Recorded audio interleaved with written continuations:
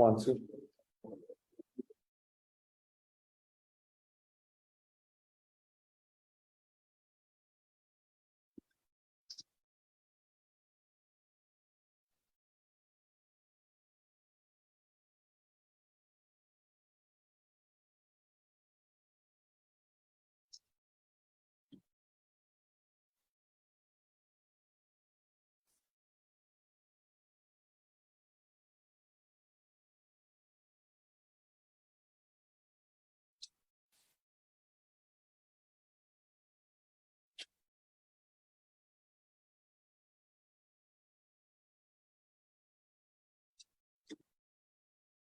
Fatima, sorry. Hello. Hello, hey. Hi, hello. Yeah, you wanna share your screen to give that short presentation about the tournament? Sure. Yeah, we can start with that.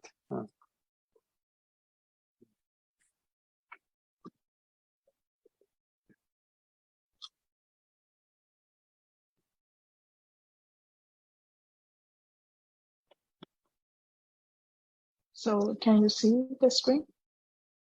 Yes, yes. 1 second more.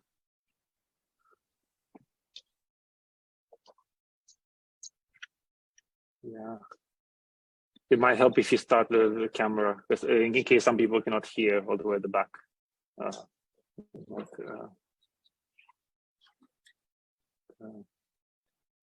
Yeah.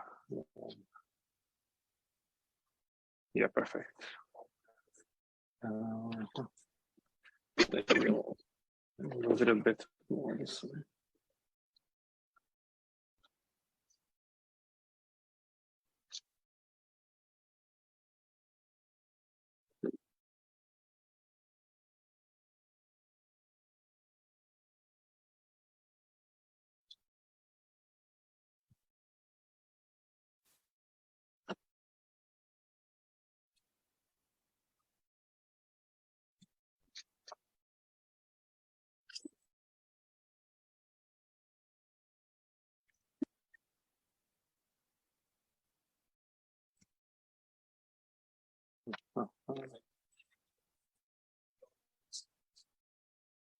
Yeah.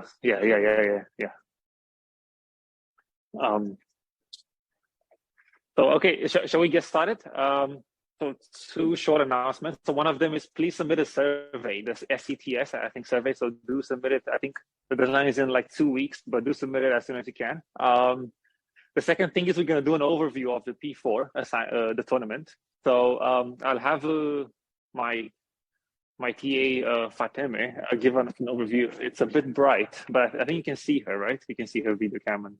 Can you see the screen? Well, okay, good. So Fatime, you go ahead. Yeah. Yeah, thank you. So yes, hello everyone. Today I'm going to give a brief overview about the P4 project 4 assignments. It's published and we have made some changes recently. So please read it again, especially about the grading policy that I'm going to go over it later on. But if you have read it before, we have updated it today. So please read it again. About the project, it's basically Stop 1 sec. Can you all hear the back? Can you hear? Okay, they can hear you. Go ahead. Okay, yeah. Thank you. Yeah.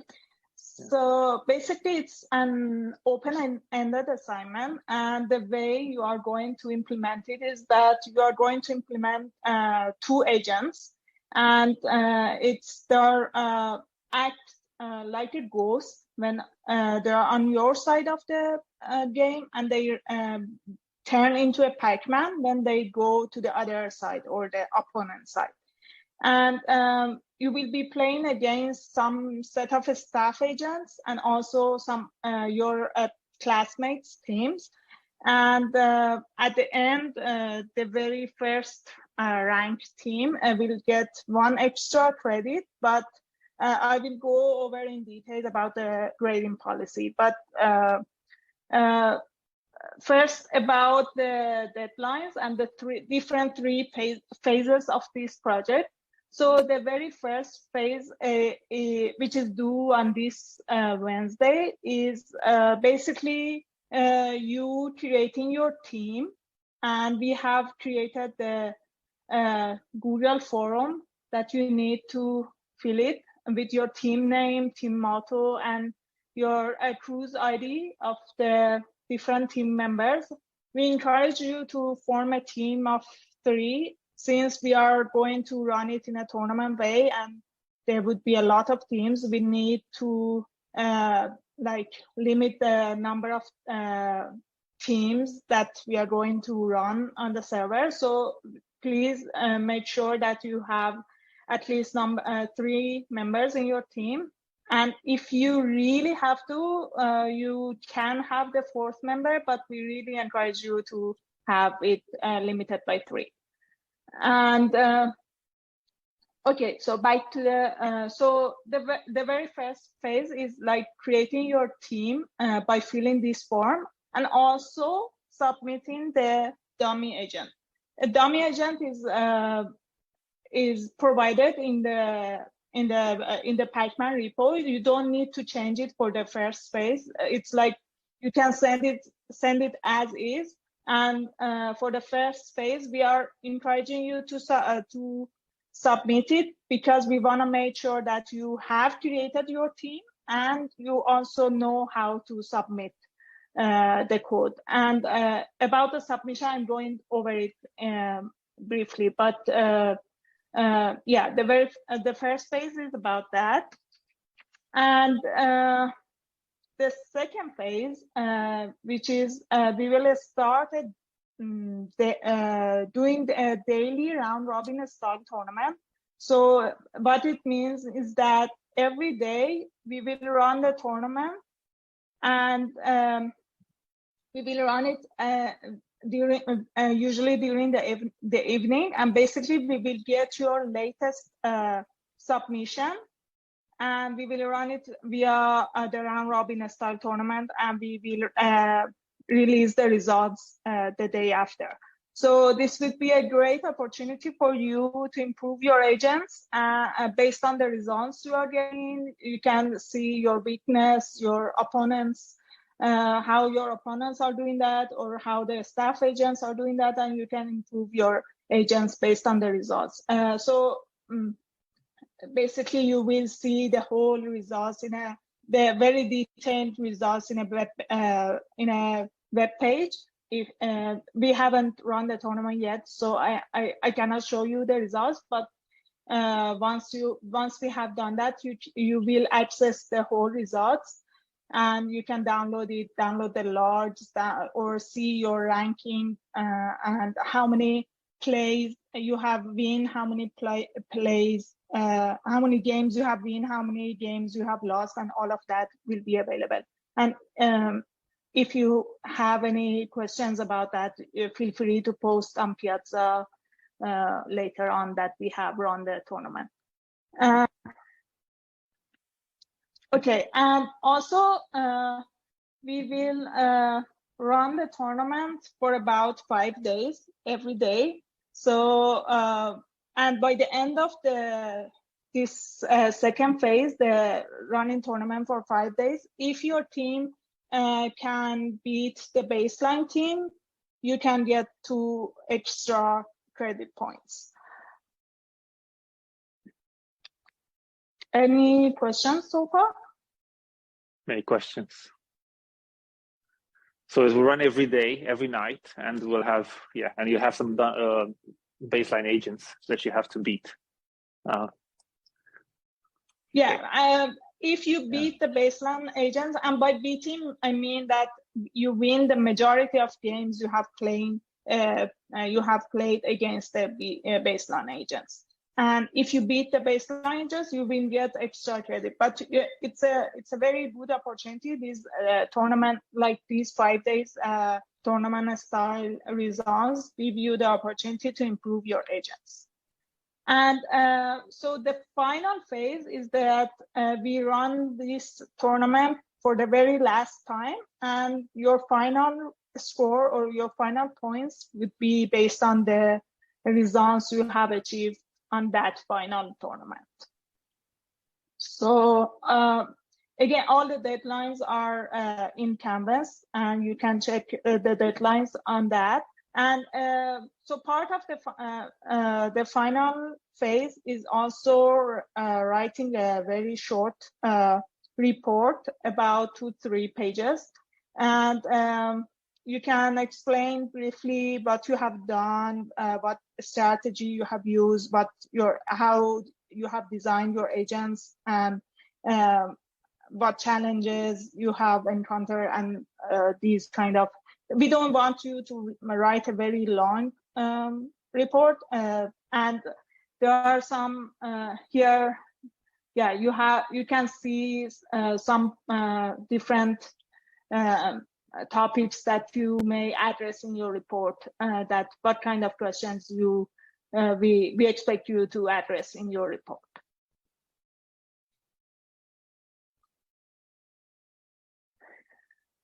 Okay. Any questions? No? Yeah. Okay. No, it is a question, yes. Yeah. Only one person submits. Is that correct, Fateme? Sorry, they don't all hear. submit. The question was whether everyone submits. No. I'm going to explain. Yeah, from each team, only one member of the team is sufficient to submit their results. And also for filling the form, if one of you fill the form, it would be that would be enough. Yeah, perfect. Okay. So one member of the team submits. Yeah. Yeah. Sorry. Okay. Go ahead. So all your team, so all of your agents and all of your methods or functions that you are going to implement, there should be in this packAI.student.myteam file, and also you need to create a file name.txt, and you need to write your team name, only your team name, that's it, in this text file, and you make a zip folder of these two files, the packAI, the my team Python file and the name.txt, and you make a zip folder and you submit it. It's pretty similar the way you have been submitting your previous assignments. But please make sure that you are including this name.txt. And I want to emphasize that you cannot change your team name once you have submitted. And every time you are submitting your code, you need to include these two files. And once you cannot change your team name during this project, because we are going to report and evaluate your agents based on the team name. So please don't change it once you have decided your team name. And yeah. And also about the report, only one of the students, one of the members of the team is sufficient, but please make sure that you write your team name and plus all the members' name in the report, and you will submit the report through Canvas, not on the Sozo poll.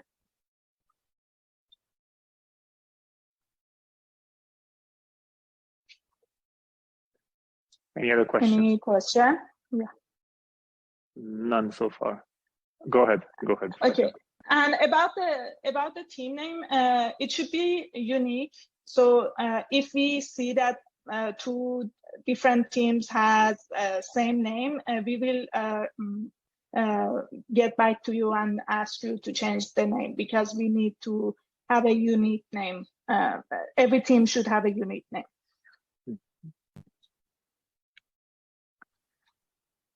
Okay, now about the evaluation. So this project in total has 40 points. 20 of these are based on the final written report, and the other 20 is based on your performance, agent's performance on the final contest.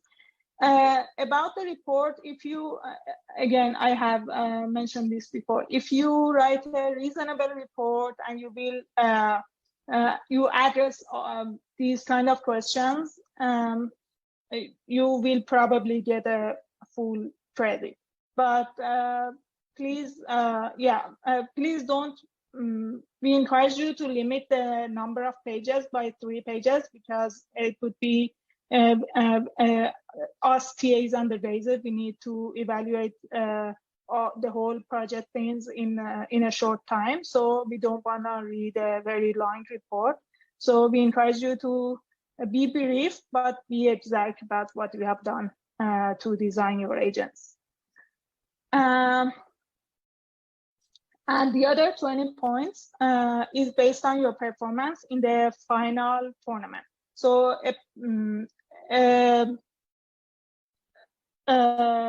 this is the way we will gonna, so there's 4 different staff agents or TA agents that you're gonna compete with. One name a staff baseline, one a staff slug trap, a staff sum slug, and a staff slug brain. So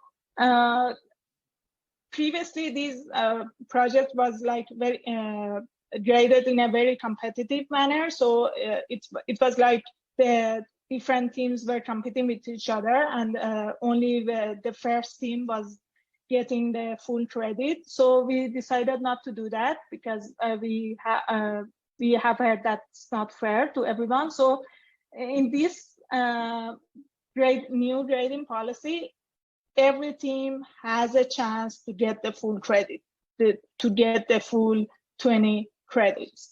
So if you lose to the dummy agents, you will give 0, because the dummy agents is like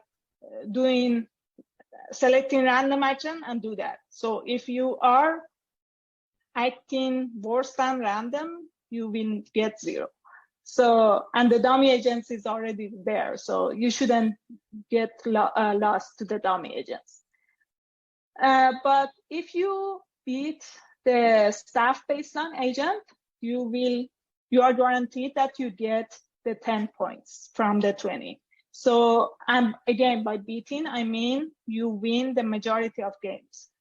I think every time you are beating a team, your agents will be run for 15 times, so 15 games. So if you win the majority of the 15 games, it means that you have beaten the staff baseline agent. And if you beat one extra staff agent, for example, staff sum slug, you will get 5 extra points.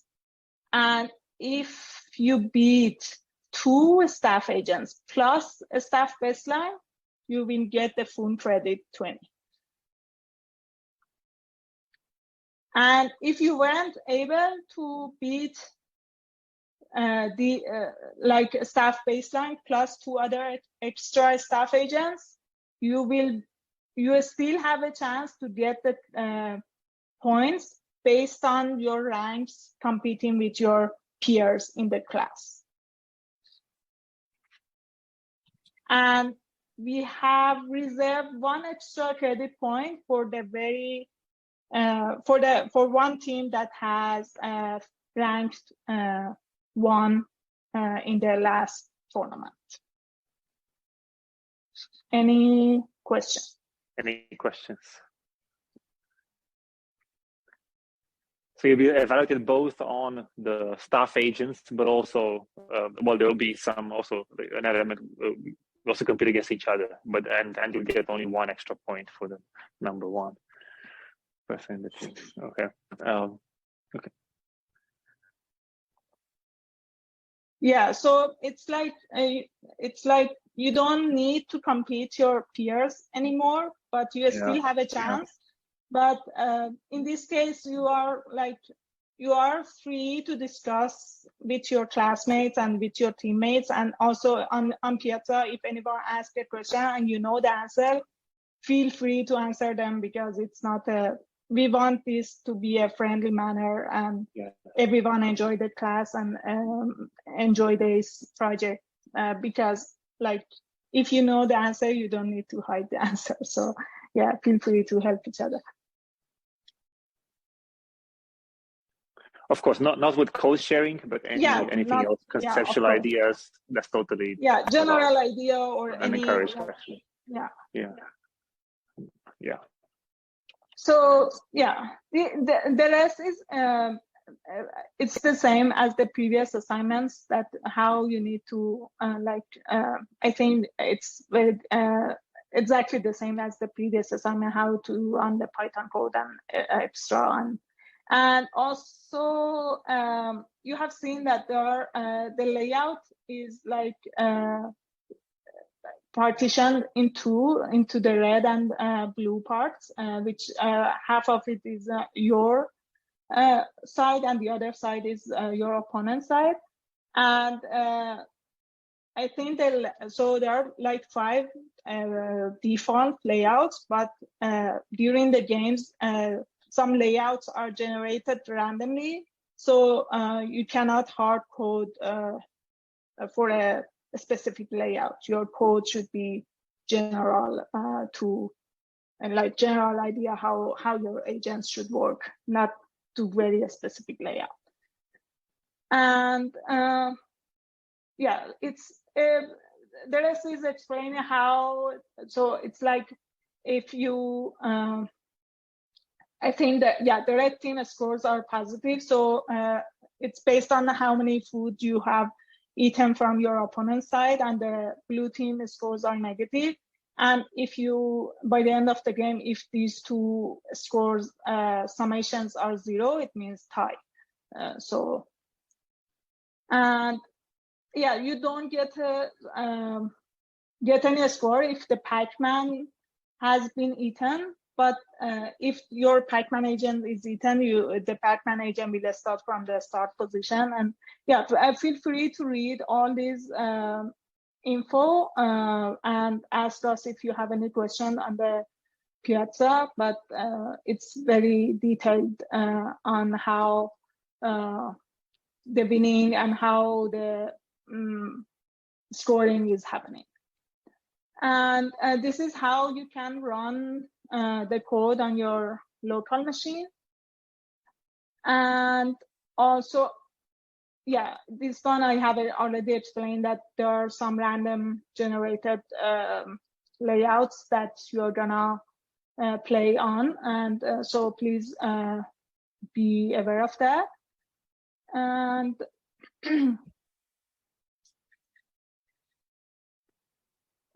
these are also some useful methods that you're gonna use in your code, very similar to what you have been seeing in previous assignments, but some different methods are also there. For example, get red food, get blue food, or something like that. You need to go over these useful methods, and you can find and you can add extra features if you think you're gonna get benefit from that.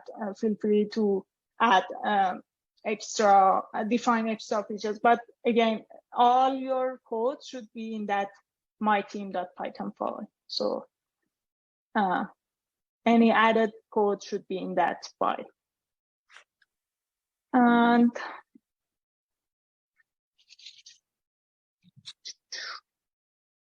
any questions? Yeah. Yes, here's a question.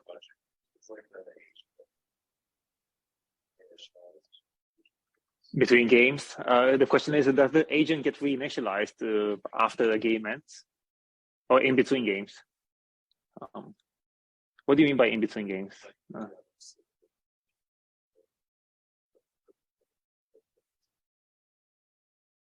He's saying that if you have the information that is saved from one game, does that does it get used in the next game? Do you know, Fatima, on that? I'm not sure. I know that there is like a 15 seconds phase at the very beginning of every game that you can check the layout or some information like that, and you can save the info if you need to. It's explained in the instruction here, but passing the info from one game to another, I don't know. I need to check on that. I will get back to this question. Should get back to you, yeah.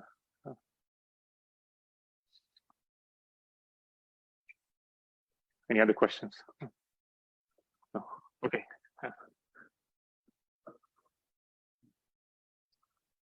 All right, Fatima? Yeah. Yeah. So I just wanted to add one more thing. So the final score would be the same for every members of the team. So please be respectful, help each other, and like contribute as the same as the other members. And if you have any team problems, let us know, and we will warn that member that is not contributing enough, that we have received that information that you are not contributing or something like that. But this is like a team project. Please be respectful, help each other. And I wanted to mention that since it's like there's no unique answer to this project, and you can use different strategies, different methods to solve, to design your agents, which we may not help like debugging your code like we were doing for previous assignments, because it would be hard to like debug every team's code. And also this time you have 2 other members in your team that can help you in this manner. So please help each other. But of course, we will help you if you have a general question or high-level question or any question that we can help you. But we have been helping you in previous assignments with debugging the code, but I don't think that's gonna be possible in this project. Any question?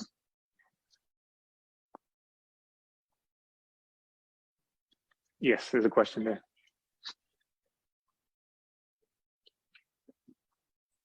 Sorry, say that again.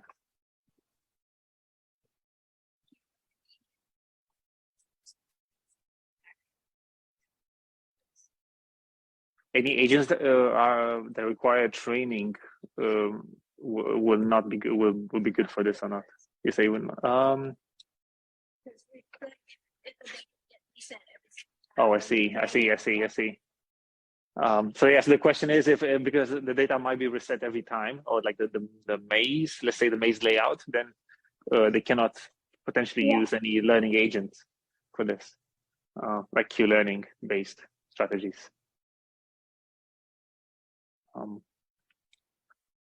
Yeah, the layouts may be regenerated for every game. So, and also there is like a limit time for every action to take. So if you are like if your agent is not doing that, you'll get warning, and after you get warning for 3 times, I think you're gonna lose or something like that. It's defined. It's mentioned in the instruction. So yeah. You need to explore different strategies and find the best. And the tournament results may help you in that. And also you can run, as I mentioned here, you can run the code on your local machine with 2 different agents that you are designing, and see how they can compete each other or something like that. Or you can use the baseline as the opponent. Yeah. Maybe Fatima, can you look into how does the maze change over different runs? Actually, that might be something useful to look like, to see how if it changes, how much, and like to have that kind of idea so we can. Yeah, it's mentioned here that as I mentioned, there are 15.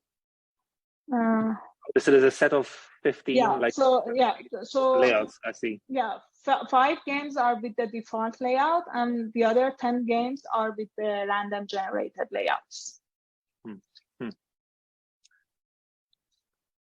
Yeah.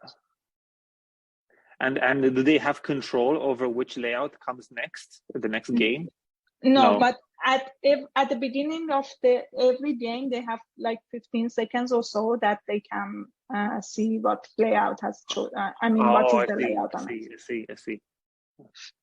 So I hope that answers your question.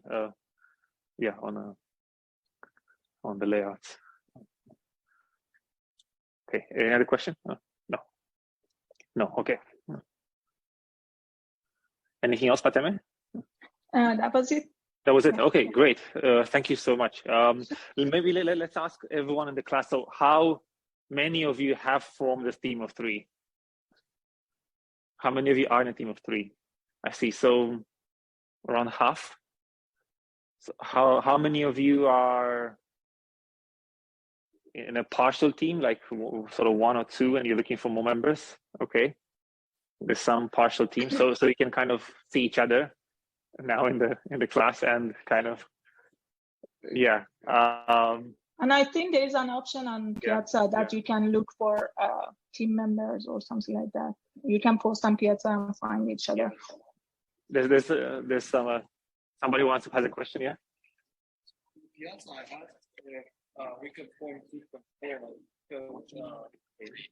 It's said yes. That's okay, right? Because the form says like something about you probably won't get it. Is that like a? So we'll have just a very small number of teams of 4, only if it's really, really critical and necessary. Like generally, it will be teams of 3. So yeah. Yeah, because forming like we are like if so many teams are gonna form a team of 4, they will be. I think Fatema, they're talking to each other. I don't think they can hear you. Sorry. Oh.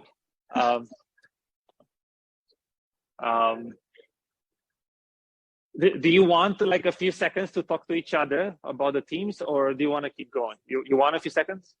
Okay, I'll give you a minute to talk. And let's give them a minute, Fatema. So sure.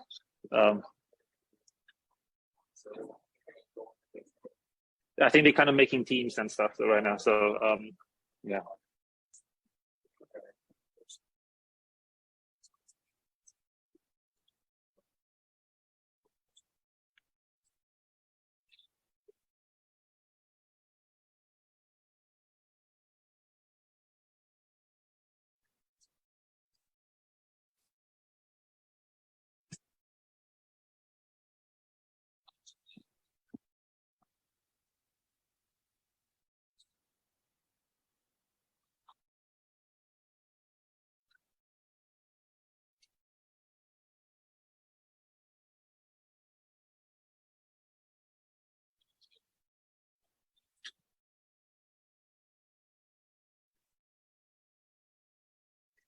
You want to do a team of 4? I guess you can. Yeah. Okay.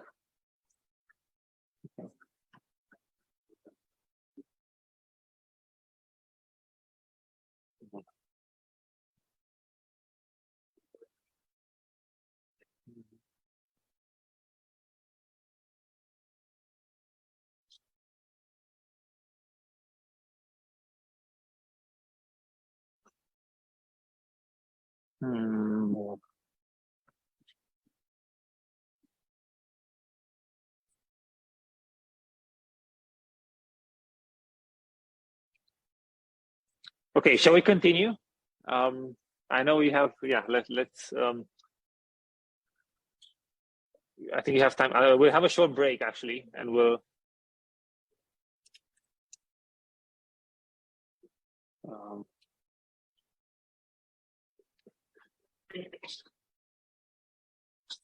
We'll have a short 5-minute break at some point in 20 minutes, so we can have more time to talk to each other about the teams and strategies and so on.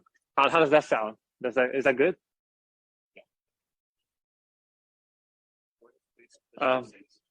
quiz 5 and 6. So we're going to have a quiz next week, like the last quiz, which will be on Monday. It will be again on the final modules 5 and 6, and well, as much as we covered until then, we'll cover on module 6. So so we will have a quiz next Monday. Another important announcement. So quiz next Monday on modules 5 and 6. On module 6, we'll only assess up until the point where we finish teaching. So only for this week, basically. We'll do some more Bayesian inference next week, but yeah. Okay. So same format. It will be in the class in the second half of the class. So today we'll cover Bayesian inference. So this is the title of this module. It's a really interesting, it's a really powerful and interesting framework for reasoning with probabilities and distributions and uncertainty. How many of you have done Bayesian inference? Have seen it? Right. Yeah. Yes. Can you share the screen on Zoom? Oh, I forgot to share the screen on Zoom. Yes.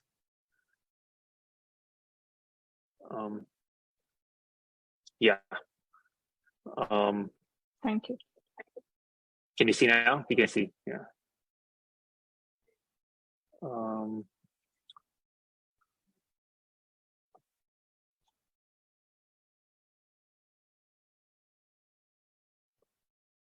So yeah. So Bayesian inference. So some of you have seen some Bayesian inference so far, and well, I hope more of you will learn now in this module, like how powerful this framework can be. It's actually this is a subject that is very close to my heart. So I've worked on this topic for a number of years, and yeah, I really like Bayesian inference. It's really powerful.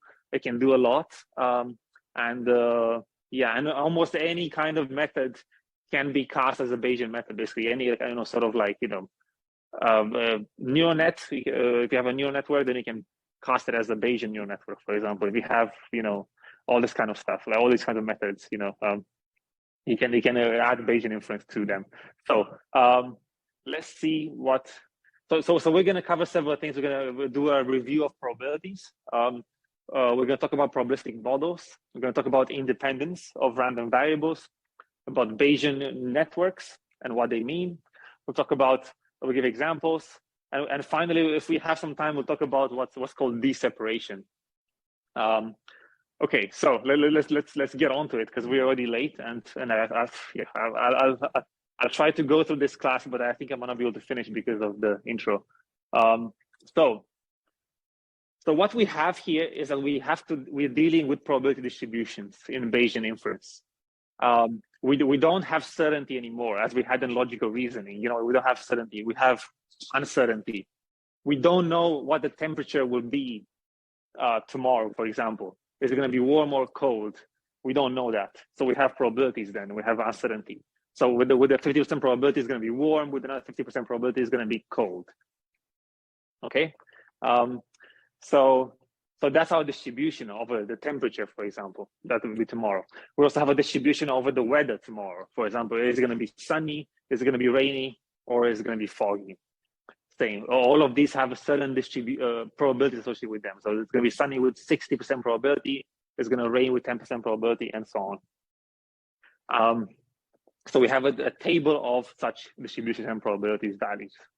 And the probability is a single number that, for example, the probability of the weather that will rain tomorrow, the weather will be rainy is 10% or 0.1. Probability of the rain is also 0.1. We can say, instead of writing it in long form, we just write it like this, but it implicitly means that the probability of the random variable W taking a value of rain is 0.1. That's what this means. And this is implicit. We implicitly know that there's a random variable here, W, that has to take the value of rain. Okay. And we must have that the probability values are always positive, greater than or equal to 0, and they have to sum to 1. These are two key properties. They do have to sum to 1 and have to be positive. And then we have the concept of what's called a joint distribution. How many of you have heard of this before? Okay. So it's basically a joint distribution, a distribution over multiple random variables. So we have a distribution over x1, x2, and so on up to xn. And basically we specify a real number for each assignment of all of these variables. If x1 is equal to 2, x2 is equal to 4, and so on, what's the probability of this whole thing happening? So that's what this means. So the probability of a random variable x1 taking a value of x1. Notice this is capital X, the random variable. This is small x, the value that it takes. And we do that for all the variables. And what's the probability of observing each of these? So x1 taking value x1, x2 taking the value x2, and so on. This is what this means. Or it can be written as probability over x1, x2, up to xn, without specifying the random variables. So again, if we have our table of the weather, how the temperature will be and the weather, then we can basically build a joint distribution over two variables of a temperature and weather given this table. And we again have the probability of, so this is the probability of temperature being hot and the weather being sunny, which is 40%. This is what this means. So both of them have to be true for this event to happen. The probability of the weather temperature being hot and the weather rainy is 10%, and so on. Okay. Does it make sense so far? Any questions? Everyone is quiet. Okay. I'm assuming this is all clear. So we have probabilistic models afterwards. So how do we build models over these probability distributions? So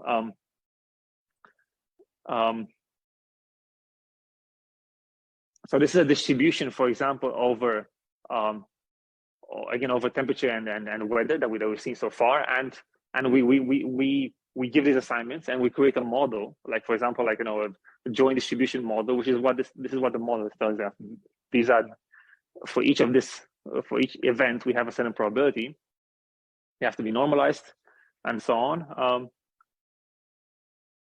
And kind of like, if you remember the constraint satisfaction problems we had earlier in the course, they were kind of telling us something similar. It was how, like, if the temperature was hot and the weather was sunny, then we had the true, and so on. So we had to kind of like have the constraints. So there's a kind of like a analogy we can make with those constraint satisfaction problems. But now we have uncertainty. So they kind of like that, but now we have much more uncertainty over each of these values.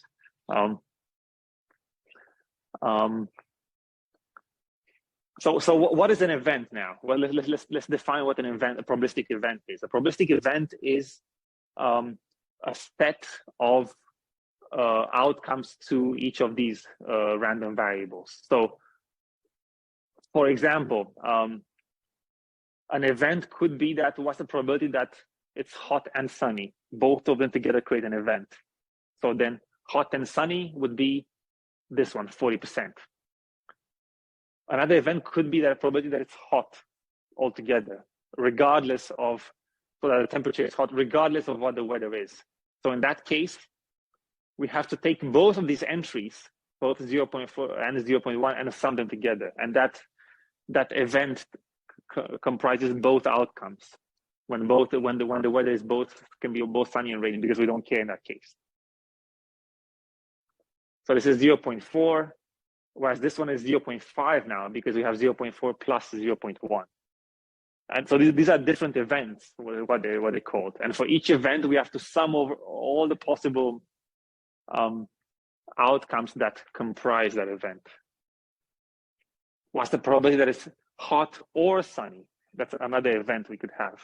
So hot or sunny means that we look at all the entries which are hot, 0.4, 0.1, but also the ones which are sunny. So this one and this one. So it's 0.4 plus 0.1 plus 0.2. And that's what we get 0.7.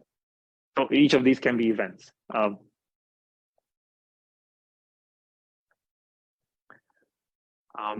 And now this brings us to the concept of what's called the marginal distribution. And the marginal distribution is a distribution where we eliminate some variables. So for example, from a joint distribution over two variables of a temperature and weather, we can basically marginalize over one of the variables, say the weather variable, and then we get this distribution over just the temperature after the weather has been marginalized out, what's called.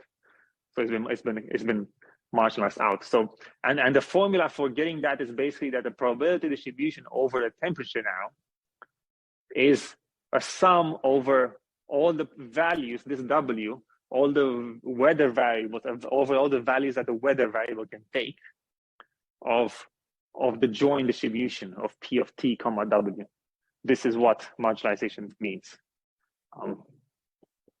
So from a two-dimensional distribution, we only get a one-dimensional distribution over a single variable, where the other one has been canceled out.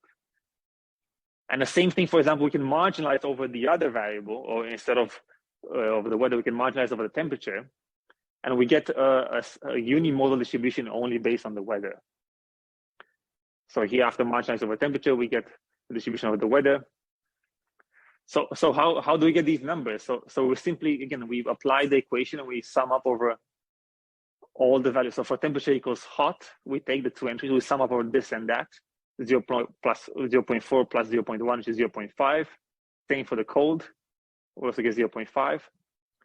But also here, so also on the other hand, on this table, we get the marginal over weather equals sunny is what? Is this entry plus this entry here. So 0.4 plus 0.2, that's how we get 0.6. And so on. Did you have a question? A good question? No, okay.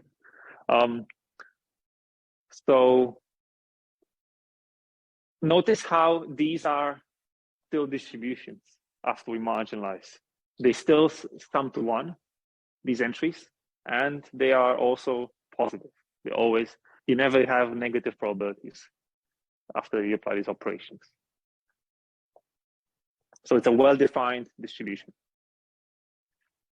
Does this make sense? Yeah. Okay. Am I going too slow? Can I go faster? Yeah. Okay. He some nods. Okay. Okay. Or not so much. Okay. I'll go faster. I'll happily go faster. But okay.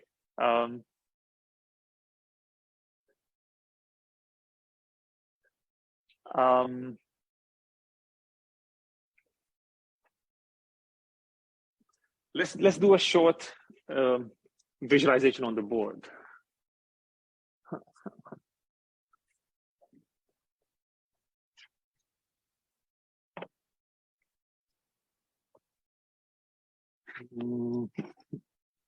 Let me put this here. So let's say we have also two random variables, like a joint distribution.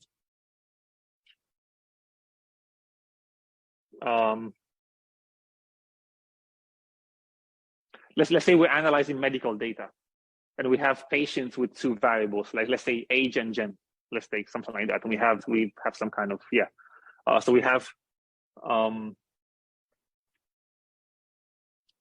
so we'll do that. So we have, like this is age here. So age, and this is gender. So this would be male, female. This would be like under 20s, between, so 20 to 40 and 40 plus, let's say. And we have, we can build like a model of like a proportion in our population, how many of each, what's the probability of a member being, for example, female and under 20, for example. So that could be that's a probability number basically. So this could be, for example, 0.2. I'm putting random numbers, 0.4, so 0.6 and so on, 0.1, 0.5, 0.4. Let's say this. So, okay, so now can somebody tell me what is the marginal over gender? What if we marginalize our gender? What are we going to get in this distribution? Yeah. Yeah, so let's write out the equation. So we have P of age and gender, right? So these are two random variables. So what's the equation for marginalizing out the gender? So we get basically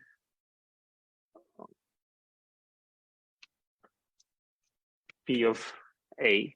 Let me write it a bit more here. So we marginalize gender.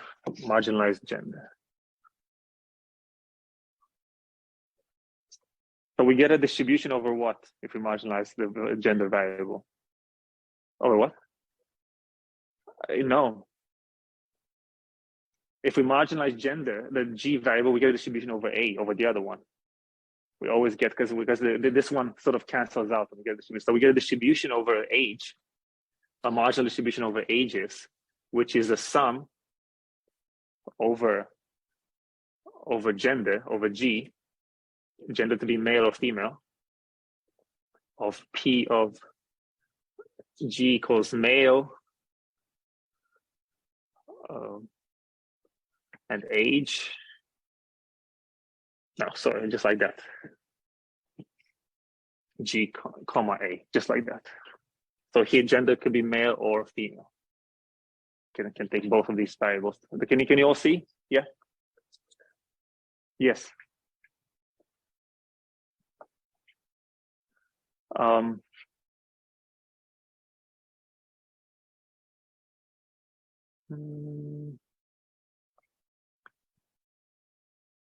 Yes, they don't add to one. So I only did it, yes, only that. I forgot to also make them add.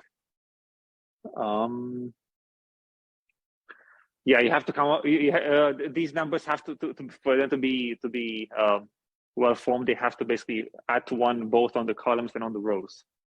So how can I change them? I guess. Sorry.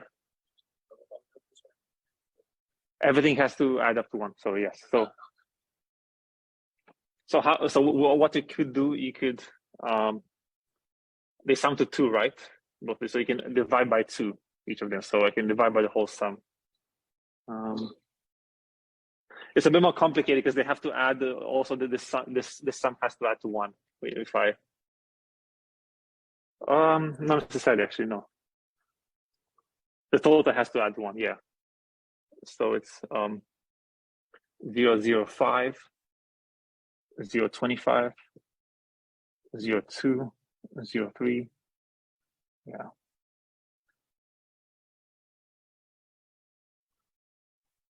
This adds to 1, right? 0, 3, 0, 5. Yeah. Is it good now for everyone? Yeah. Okay. Sorry? What? Where?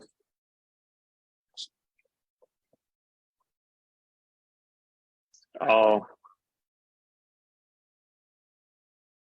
How about that? Yeah, okay. Okay. I didn't, yeah. Does it make sense? Yeah. So what do we get here? What do we get? So basically, how do we compute this marginal? We basically do, so what is this sum here? P of G comma A of this. So this is basically P of G equals male and age plus P of G equals female and any age. So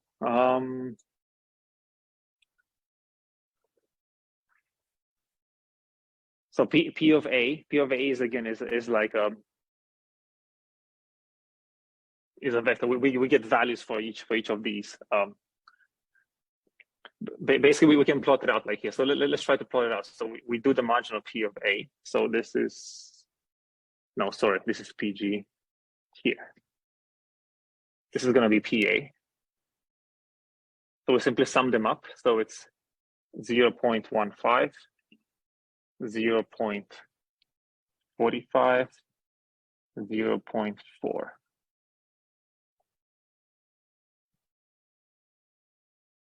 This adds to 1. So you see, so P of the probability over the ages is now a one-dimensional. So this is what you get. This is the distribution you get after marginalization. So this is what this means. This is adding this vector, adding this column plus to this. Basically, that's what we did here. And the same thing, you can get the marginal over gender. So this is PO, the marginal over gender by adding these together. So 0.05 plus 0.25, 0.30, 0.5, and 0.5. So this is the marginal over the gender variable in our population.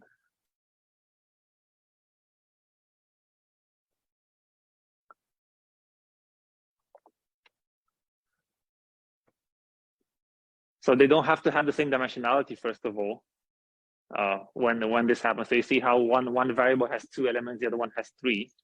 But the key thing is you have to sum up over the rows and the columns. That's the idea when you do marginalization. And you always get the other variable because the one you marginalize over cancels out. Okay.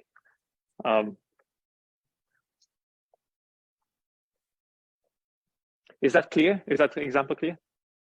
Okay. Good.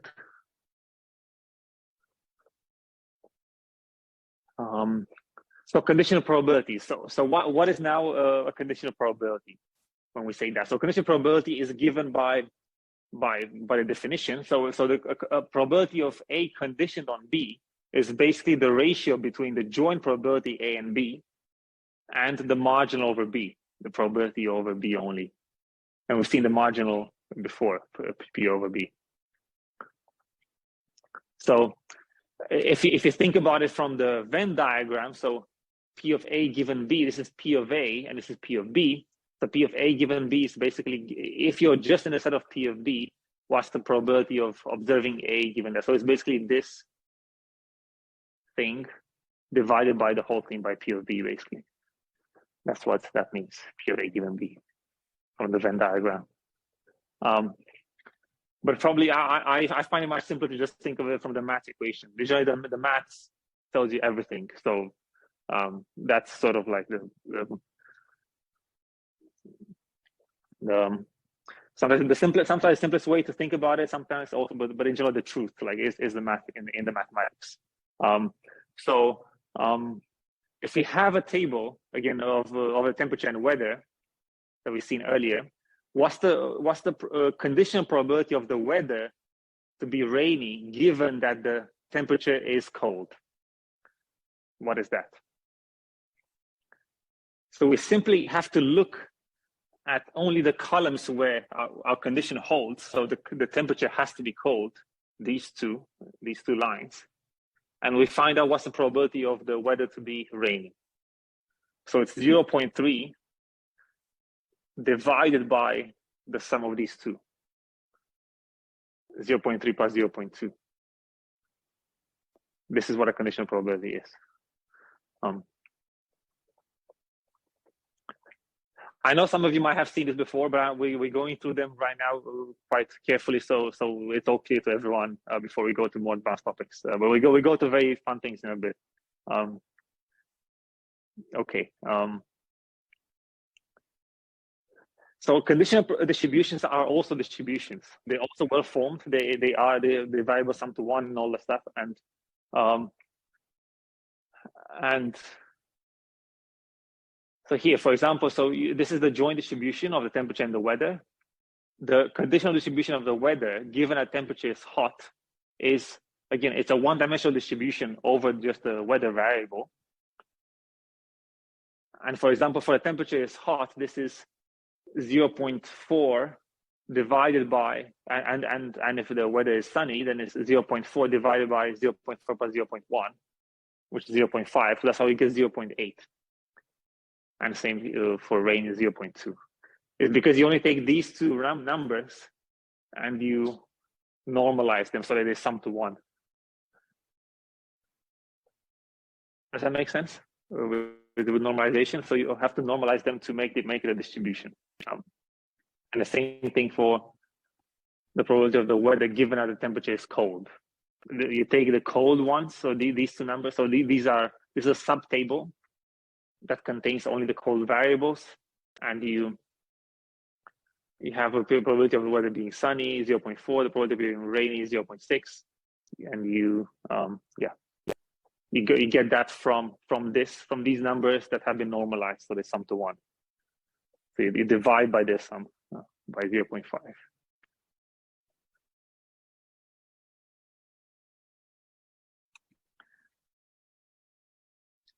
So this is the normalization trick that I was just talking about.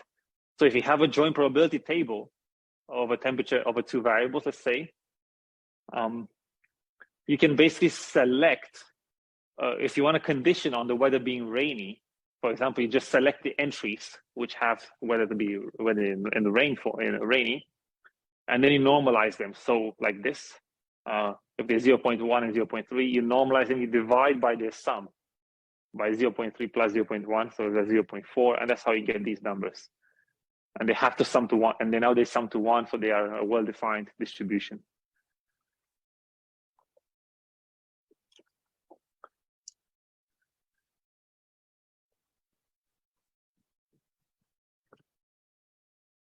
So why does this work? It's simply because the sum of the selection is the probability over the evidence. It's basically by the definition, actually, when we define the definition of, sorry, I skipped it here, of a conditional probability, this P of B is the marginal over the joint. So that's why you basically, I'll come back to that. I'll come back to this idea. I think it's mentioned in the slides in a bit. Oh yeah, here we go. So P of x1 given x2 is the joint distribution over x1 and x2 divided by the marginal over x2. But the marginal of x2 is, by the formula, is the joint that has been marginalized over x1. Yeah. So that's why we get to divide by this sum, because this is when we, in this example, this is where we have, for example, 0.1 divided by 0.1 plus 0.3. This is the sum. Did I see somebody raising a hand somewhere? No. Oh, okay.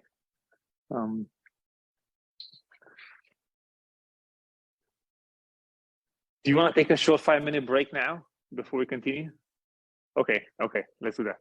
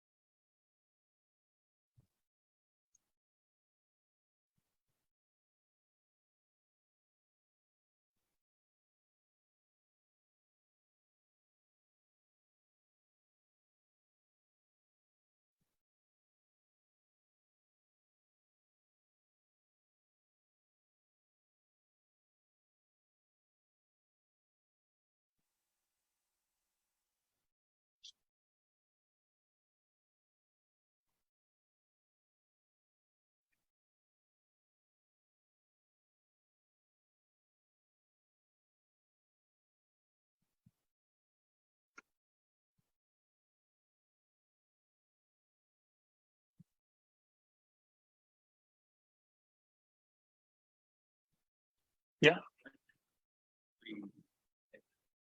Best practices. I don't know exactly. I think somewhere in the evening, late in the evening. I don't know when. Or like which day? Every day, every night. They run every night. Wednesday or starting tonight? I don't know when they start. Yeah. Yeah. I think they not yet because we have to get your teams and Okay. yeah, but the plan is I don't know when they start, but it will be every night, running every night at least for a week. Okay. Yeah. Cool. Yeah.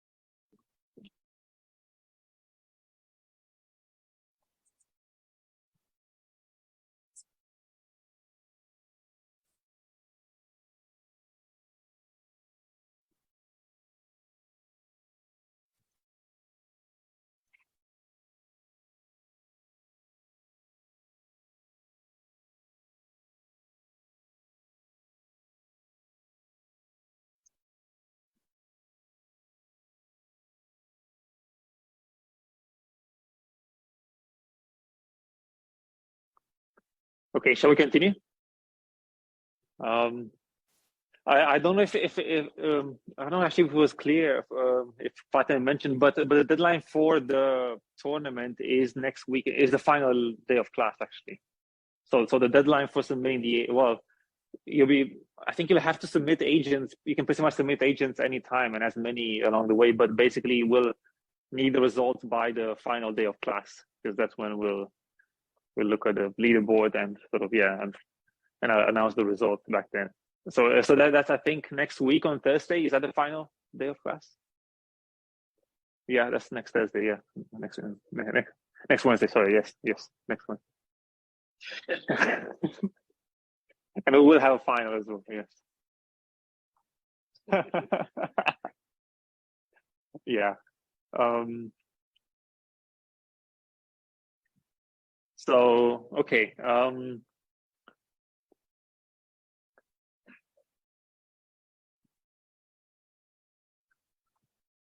Okay, so where were we? Probabilistic inference, yes. So so now that we have all this machinery about probabilities and statistics that we've seen before, we can do probabilistic inference. We can infer new things with the current knowledge and evidence that we have. Sometimes it's also called probabilistic calculus. People also call it, probabilistic reasoning. You see it under many names. But what it means is that, for example, we can compute conditional probabilities. For example, the probability that we are on time, given that there's no reported accidents, would be 90%, let's say. So given some observation that we made, that we didn't see any accidents, we can compute the posterior probability that we are on time. And represent our agent's beliefs given the evidence presented to them. And we can also reason about new evidence this way. So for example, did somebody say something on Zoom? No, I don't think so. So for example, if we have the probability that we have no to be on time, that we're given no accidents at 5 a.m., sorry, that's a 95% probability will be on time. Well, if we also notice that it starts raining, then that probability can drop to 80%. So we can reason about new observations we make about the world. So it drops from 95% to 80%, given that we now observe that it's also raining. It started raining outside. So observing new evidence changes our current beliefs in the posterior probabilities of these events. How do we perform inference? One very simple way is simply by enumeration. At least when we talk about discrete variables like this in a table, we simply enumerate all the possibilities. So what's the probability of in our table here? What's the probability of it being sunny? Well, we simply add up all the rows which contain the weather to be sunny.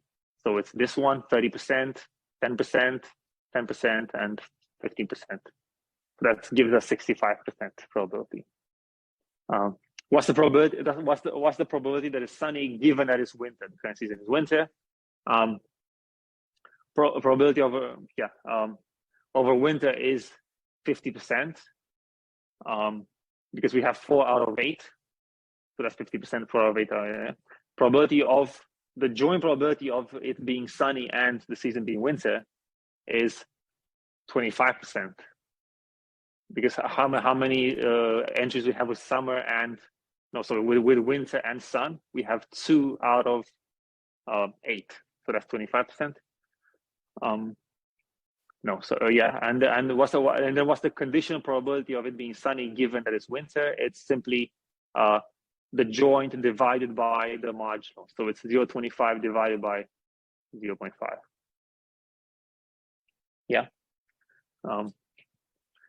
Okay.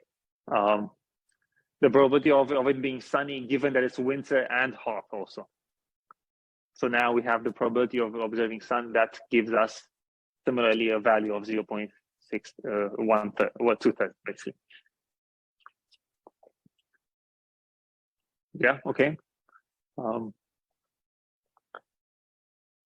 So in general, how do we do this procedure by enumeration? So in the general case, when we have multiple evidence variables, E1 up to EK, taking values small e1 up to small ek, we have a query variable Q, and we have some hidden variables, H1 up to HR.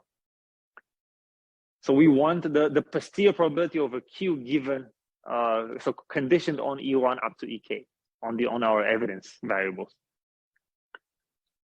So we first select the entries that are consistent with the evidence, and then we sum out the hidden variables to get the query. So what this means is that we first get the joint over the query and the evidence variables, which is where we marginalize over all the hidden variables. And in general, whenever we have hidden variables, we have to marginalize over them. Of our full joint with everything, including the hidden variables now. And then we have to normalize this. We have to divide by P of E1 up to EK to get the conditional, because this is a joint here, a joint probability.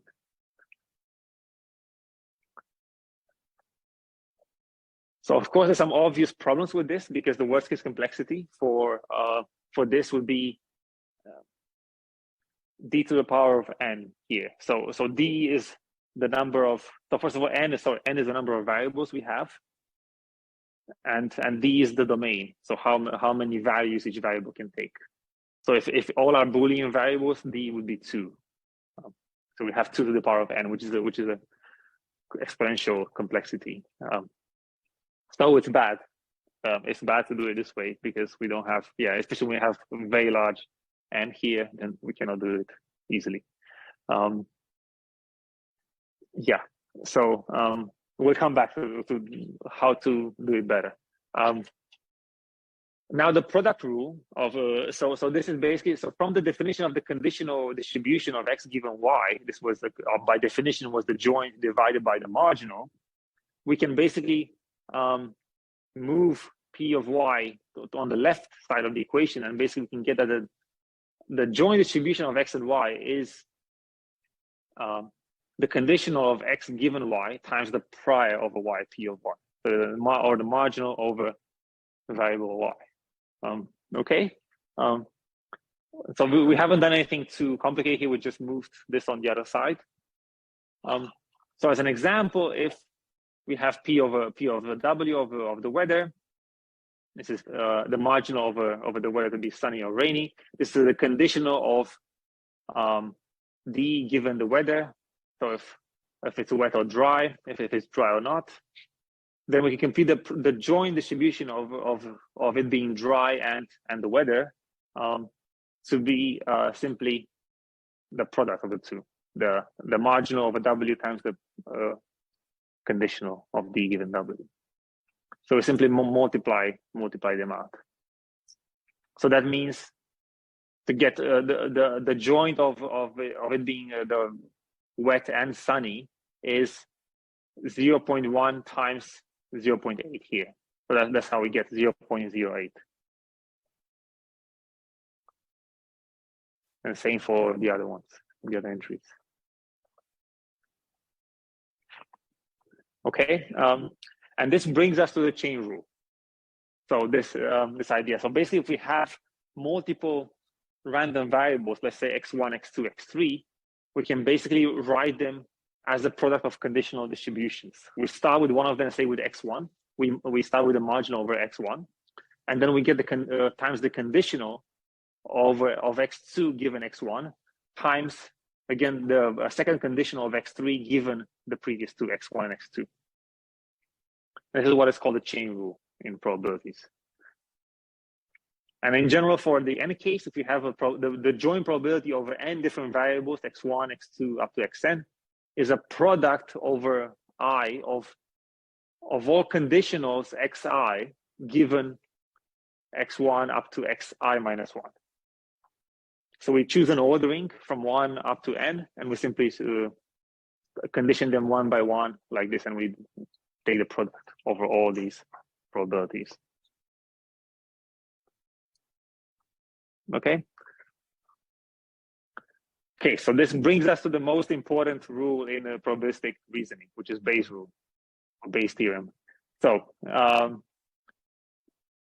how many of you have seen Bayes theorem? A few. Okay. So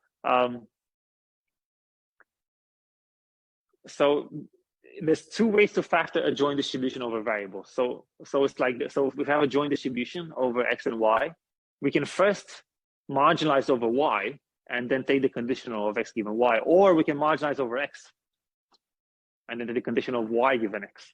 They're both equivalent. Well, the equivalent. They'll give you the same. They give you the same result, which is the joint. They're actually different, but these are all different tables. But they give you this. They always give you the same joint distribution. Now, if we basically move, for example, P of y on the other side of the equation, we straight away get the Bayes theorem basically from this, which is basically that the posterior probability of a variable x given y is the likelihood of y given x times what's called the prior term over x, or the marginal over x, which is now, but now we divide this by P of y, by the marginal over variable y. So in Bayes theorem, this is Bayes. This is who was I think a monk and I think he was or some kind of like religious figure back around 2 centuries ago, who came up with this idea. This is really fundamental to machine learning in general. This theorem for Bayesian inference.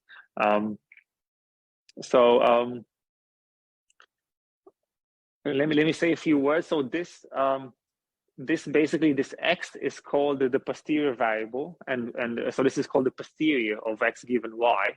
This P of x is called the prior over x, and this is called the likelihood of y, observing y given x.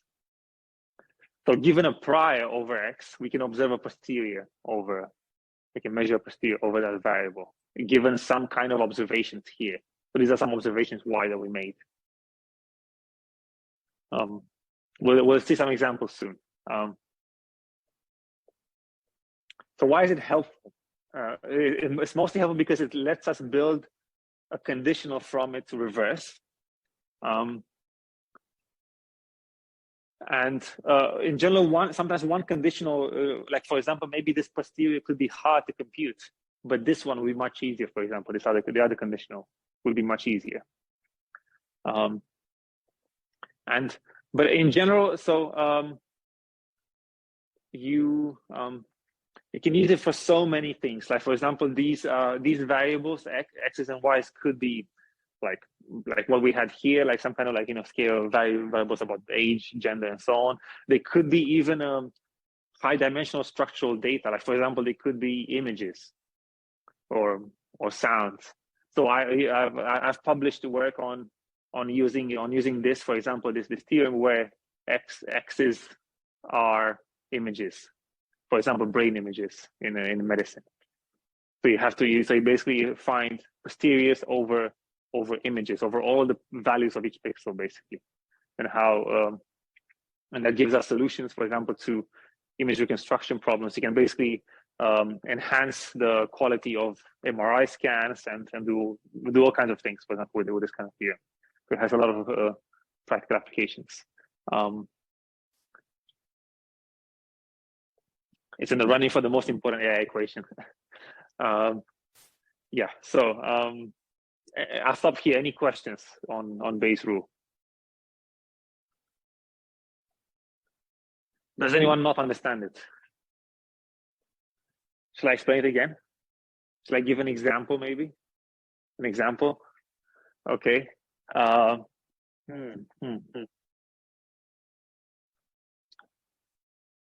the top of my head.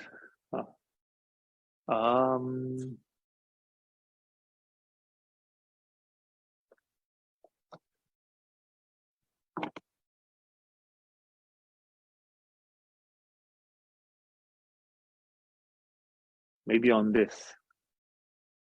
How do I?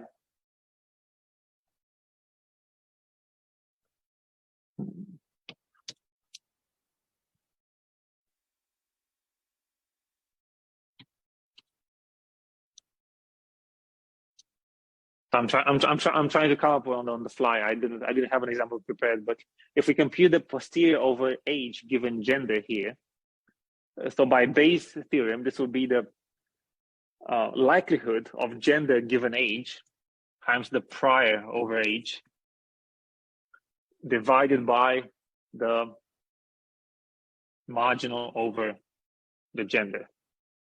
Yeah. So so let's see. What's the conditional of age given gender?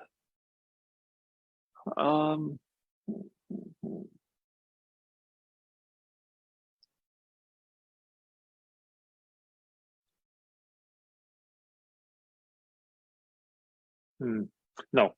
In general, here's how you think about it. You think of the prior first. You always start with the prior. This is the term. P of A is the prior. So here the P of H is basically, this is my prior belief that these are the age, this is the age breakdown in my population of study. I have 15% under 20s, I have 45% between 10 and 40, and 40% 40 and above. This is my prior belief, what I understand.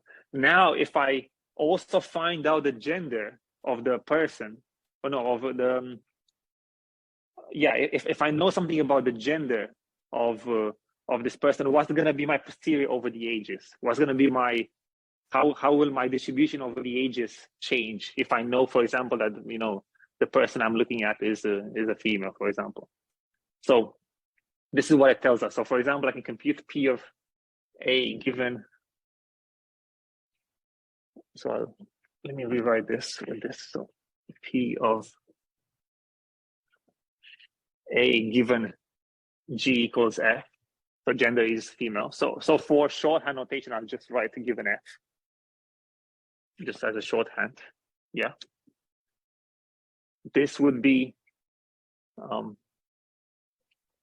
P of F given A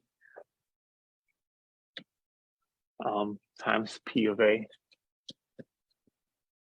over P of G. Yeah, so let's see what these are. What is P of F given A?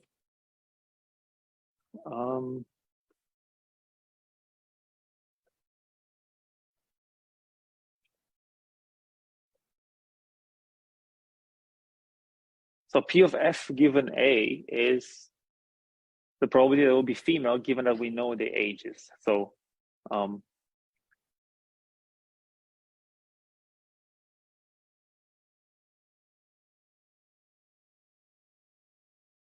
so it is simply this. It's simply this. These elements that are now normalized. So this will be a vector, which is, so P of F given A is this, and this is these elements normalized, so they sum to 1. One second. So that's 0. They sum to 0.5. So I have to multiply by 2. So that's 0.2, 0.4, 0.4. Yeah. This is the condition of f given a. You have the question? Yeah.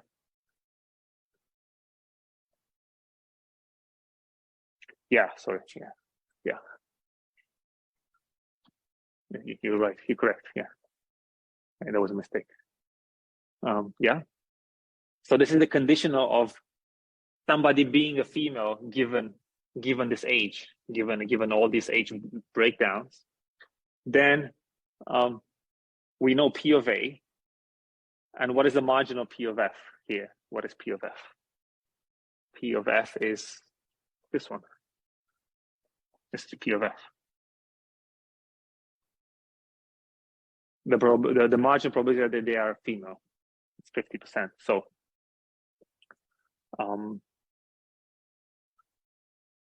so this gives us times P of A. So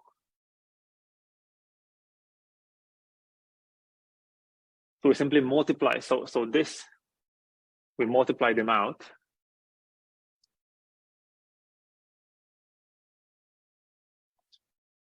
So this, so P of A times P of F given A is 0.2 times 0.15.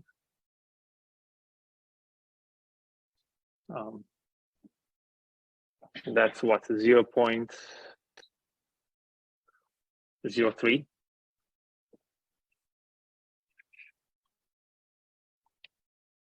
0.03, 0.4 times 0.45, and so on, and 0.4 times 0.4 is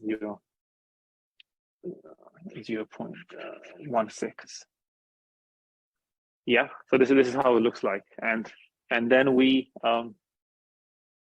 divide by P of F at the end, which is 0.5. We multiply them by 2.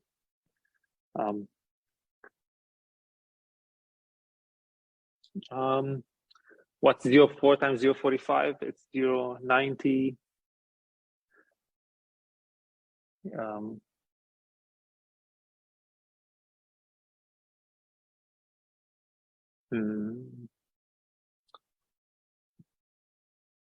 Do you get the idea how you do it? Okay.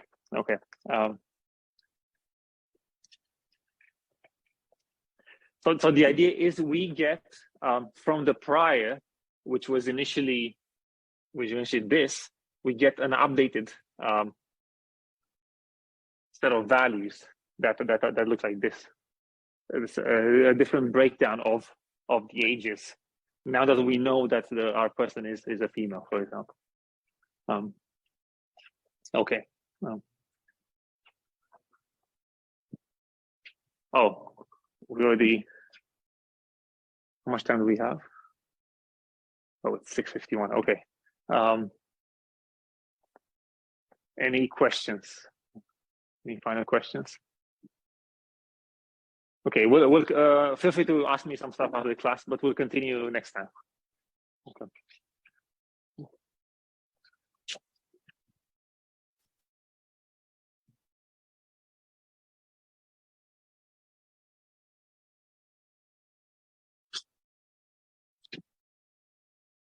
Yeah.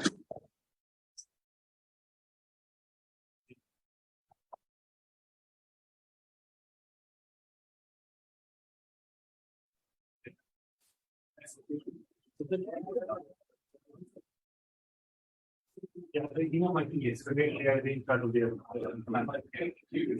I did have to do one. So yeah, I know and so there's a couple of meetings on your own time. Is there anything this week that you can bring?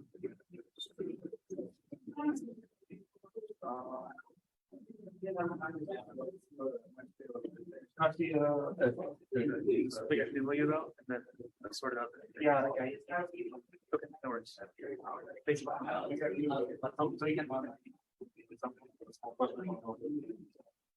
Okay, yeah. Yeah, so one thing that like, obviously I'm up and we'll get over starting the classes. So what I was going to do is I have all this before those topics. I probably just I would like that just kind of go over what I do know, what I don't know, what to say, that's everything. I don't have a lot of time to go over like no, it's more just like building like little pictures, like only like maybe like certain questions if I have like be very specific, but only like because I'm also putting it like just to like start with T. Yeah, yeah. So I'm sorry. It's the next. You know, I'm happy for them, but like who do we?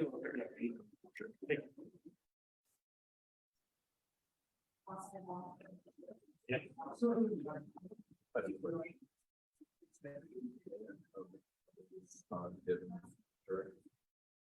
Kids are probably.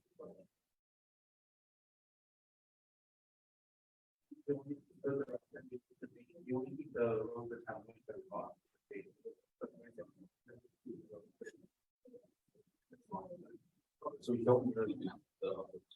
No, I thought there was others. Oh, yeah.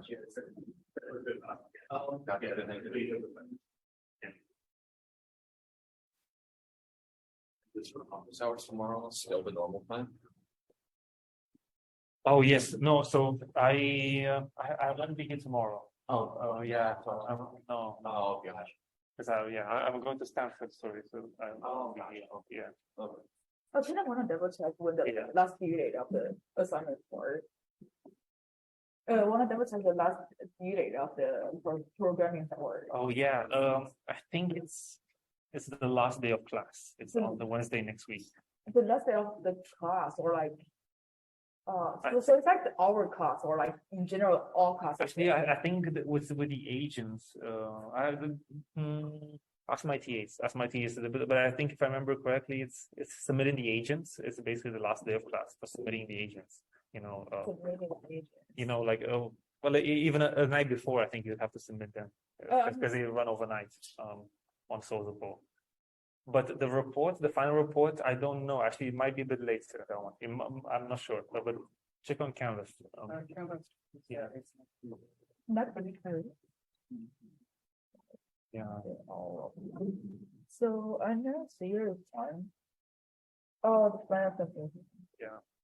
So my TAs are in charge with this. So all the latest updates you'll get from them on the software. So it's like a. Yeah. Yeah. So the instruction day is like ours instruction day. That means like the whole semester's instruction day. Never mind.